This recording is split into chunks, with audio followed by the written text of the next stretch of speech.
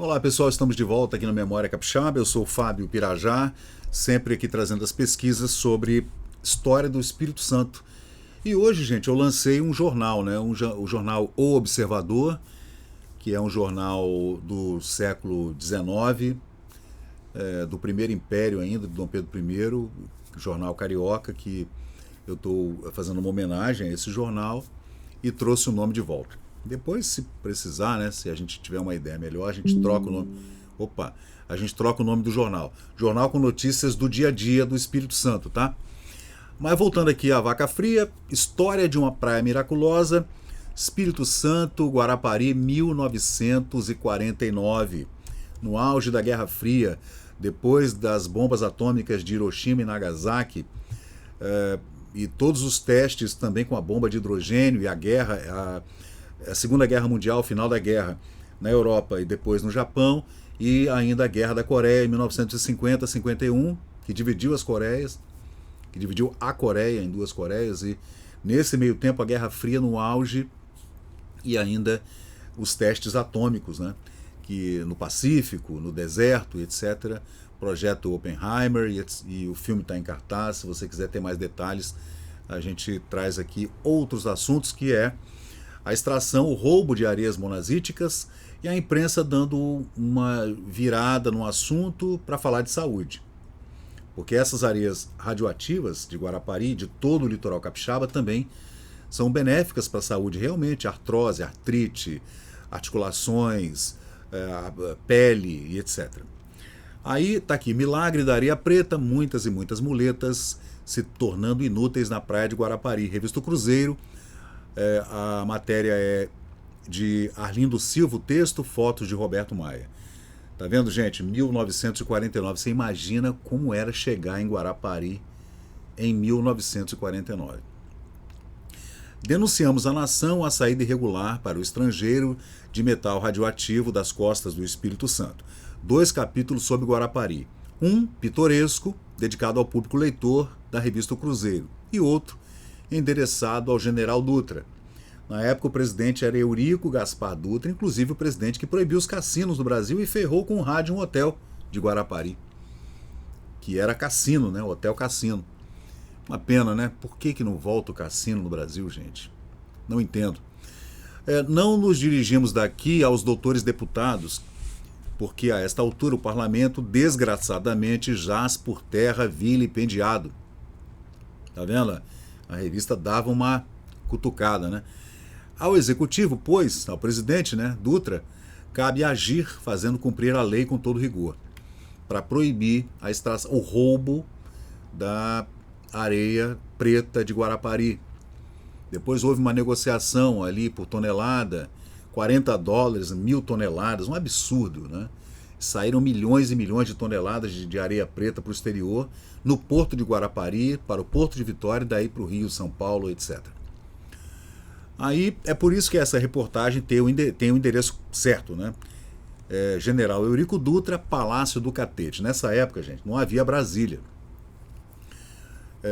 O governo central era na cidade do Rio de Janeiro, estado da Guanabara. A cidade do Rio de Janeiro era a capital federal, o Distrito Federal. E o Palácio do Catete era o palácio do governo. Ora, aconteceu que do Rio até Vitória viaja o mesmo avião nosso, um velho amigo capixaba chamado Edgar Miranda, descendente dos antigos colonizadores alemães do Espírito Santo. A gente encontra em Edgar Miranda o mais entusiasta apregoador das riquezas, curiosidades e belezas naturais do seu estado. Ele sabe contar os mais extravagantes episódios políticos, religiosos ou policiais ocorridos no interior do Espírito Santo. Poxa, quem dera, hein? Ter um papo com esse senhor Edgar Miranda, descendente de alemães. É sabido que o Espírito Santo é uma das zonas preferidas pelos naturalistas, tal a excentricidade da sua fauna e da sua flora. Há ali, para citar um exemplo, uma espécie de rã que procria pelas costas, em Guarapari. Há também as chamadas ilhas flutuantes, que são grandes massas de terra fofa, de Pantanal, cobertas de árvores de mangue, e que soltas, que são um sopro e que soltas vão ao sopro do vento. Tem um erro aqui da transcrição, tá, gente? Essas ilhas de manguezais, com árvores inclusive, se soltam do manguezal e vão para o mar. No norte do estado, há um lugar onde existem imensas cavernas, mas que ninguém pode penetrar até o seu fundo, porque depois de certa altura falta oxigênio e as lanternas se apagam. Em torno dessas cavernas, o espírito popular criou lendas as mais curiosas ligadas à presença dos jesuítas naquele estado. Casos assim, o senhor Edgar Miranda conhece as dezenas e pode entreter qualquer cidadão durante horas seguidas.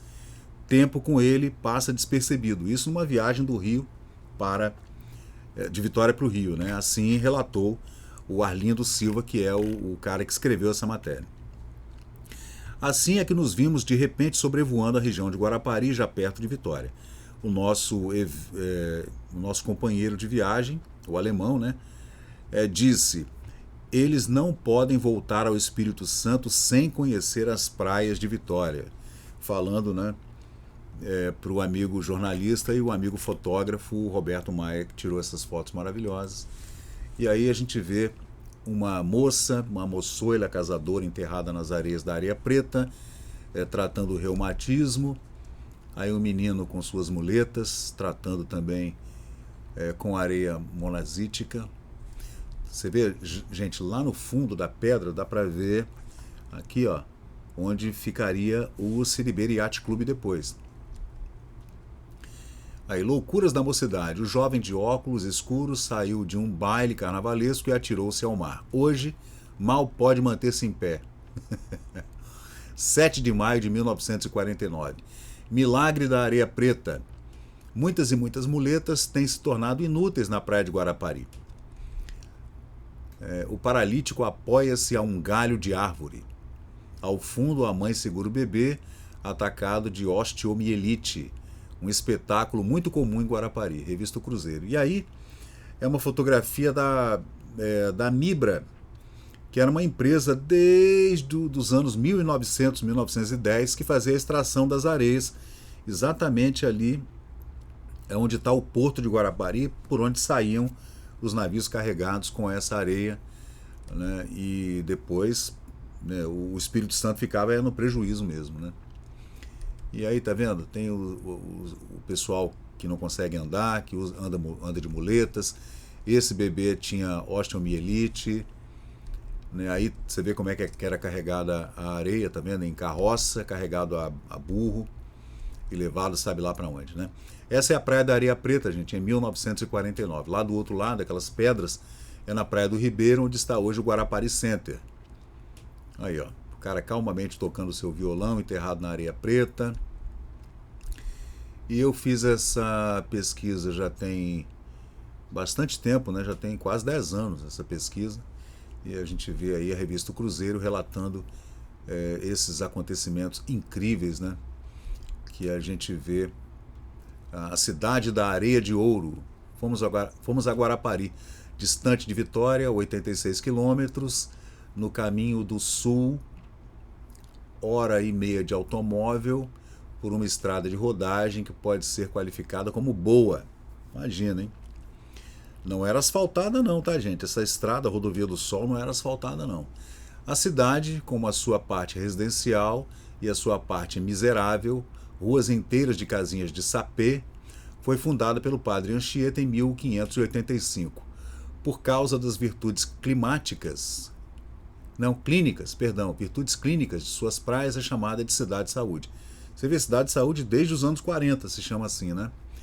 O nosso cientista professor Silva Mello, que todos os anos vai lá passar uma estação, escreveu que Guarapari é uma maravilha pelas suas areias abertas, pelas suas praias abertas sobre o Atlântico.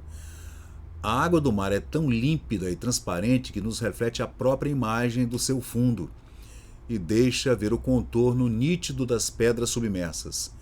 Nada de ondas enfurecidas, de dias em que banhos se tornam impossíveis. As crianças brincam na água, boiando como em um lago tranquilo de ondas calmas e amigas.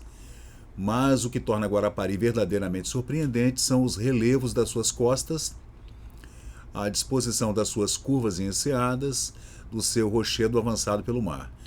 Tudo lembra Côte d'Azur, numa semelhança muito autêntica em perspectivas admiráveis. Uma verdadeira maravilha, mesmo para nós que estamos habituados com o mar e vivemos dentro da nossa incomparável Guanabara. Então é isso aí, gente. É o texto de Arlindo Silva, fotos de Roberto Silva, e a gente ainda vai encontrar o relato do professor Silva Mello, especialista dos anos 40, 50, em areias radiativas pelo mundo afora, como tinha na Bélgica, no Canadá, também na Índia. Então a gente vai achar essa pesquisa que ele publicou em algum jornal internacional na Europa nos anos 40 e vamos trazer aqui para o Memória Capixaba também para vocês. Isso aí, gente. Então, valeu, muito obrigado. Se você estiver gostando, por favor, deixa um like, se inscreve no canal. Esse é um dos vídeos de Guarapari sobre areias monazíticas. Tem muitos outros para fazer ainda, porque a pesquisa é extensa, muitas denúncias, gente presa, muita corrupção, dinheiro para lá e para cá, por causa dessas areias radioativas que valiam verdadeiras fortunas, e a gente vai trazer aqui para você. E é claro também que vamos trazer as matérias sobre o turismo, sobre as praias de Guarapari, que tem muita matéria também. Guarapari foi relatada de todos os tipos que você puder imaginar. Eu acho que talvez seja a cidade que mais recebeu holofotes nacionais e internacionais em todos os tempos, foi Guarapari. Então a gente vai trazer aqui para você no Memória Capixaba. Valeu, pessoal, obrigado. Deixa um like aí. Valeu! E chegamos ao final de mais um vídeo aqui do Memória Capixaba. E se você curtiu o conteúdo, por favor, deixe seu like, compartilhe aqui o nosso canal e inscreva-se para mais novidades. Até a próxima e muito obrigado por participar aqui do Memória Capixaba.